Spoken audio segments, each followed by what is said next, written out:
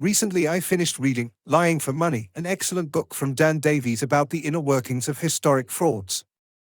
Whilst the book focuses very much on frauds in the financial sector, there are some common denominators which can be used to understand the state of fraud in the online advertising sector.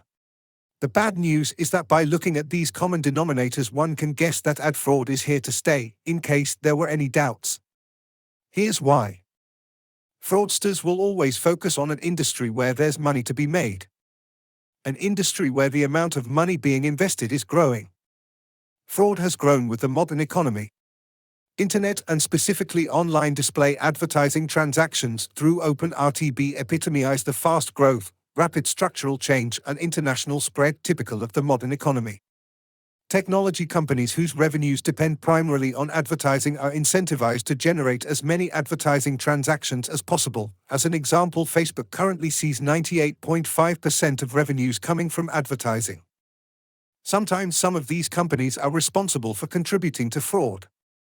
Management teams in these organizations can turn criminal by chasing aggressive revenue targets and having internal teams looking at alternatives ways of achieving them. Dan Davies might argue this could be a sort of control fraud.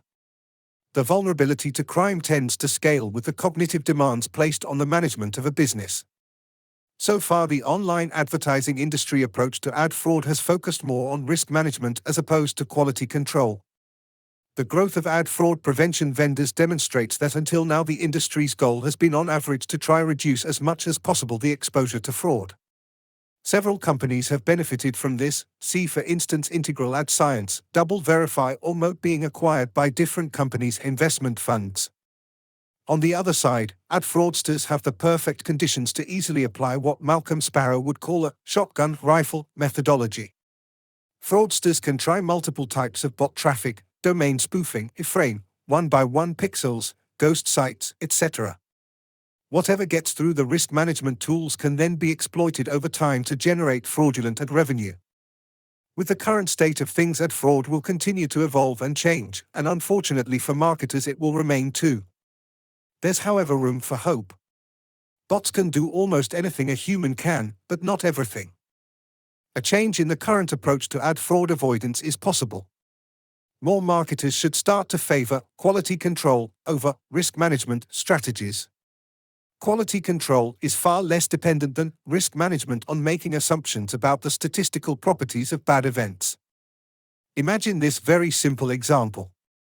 Imagine running an old-fashioned test in a connected TV, CTV, environment, known in Europe for being particularly difficult to access in a programmatic fashion and hard to measure.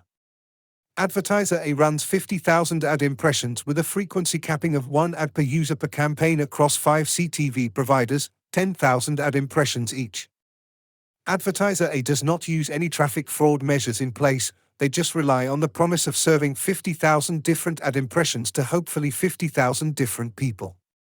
Each ad impression served contains a unique discount code, an attractive discount that is, to buy advertisers a beloved product or service. Only advertiser A knows who is serving each set of codes. By looking at conversion rates on this direct response metric, advertiser A can guess which CTV provider has the best quality supply and which one has just absolute garbage. There's almost no need to have risk management if such quality controls are in place. Quality control is all about accuracy of measurements. Now stop and think how much online ad spend, especially of the so-called branding, goes unmeasured. The tools to take a quality control approach are becoming increasingly common with the abundance of full-stack solutions, including analytics, buying platforms, data management platforms, and measurement vendors all in one. What's required is a change of mentality.